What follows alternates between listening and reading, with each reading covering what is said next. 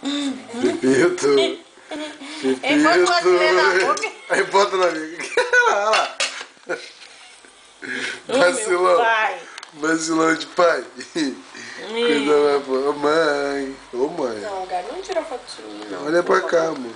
Não. Tô filmando. Sujou a blusinha? Sério, Gabriel. Sujou a blusa toda. Cara de papai.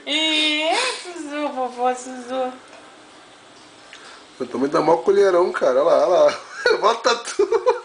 Que colherão, aí ele fica aqui, ó. Pepito. Pepito de pai. Já engoliu? Pepito. E bota tudo, né, meu filho? Bota tudo. Olha lá.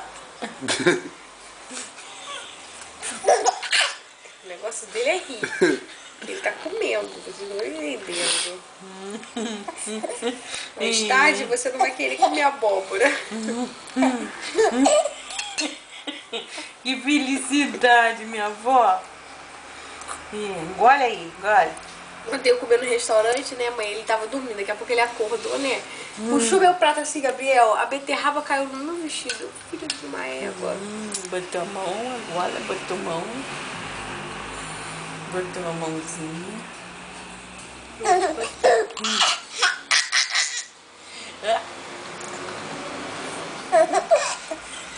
Nunca vi ficar feliz comendo abóbora. Você já viu abóbora? Quer ver quando você crescer igual com sua mãe? Você vai comer abóbora. Vou comer abóbora, vovô. Coisa mais linda de papai.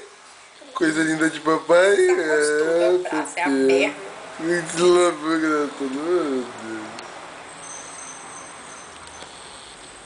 Ah, nesse que botar os vidinhos dele no YouTube. Só que eu não sei mais a minha senha.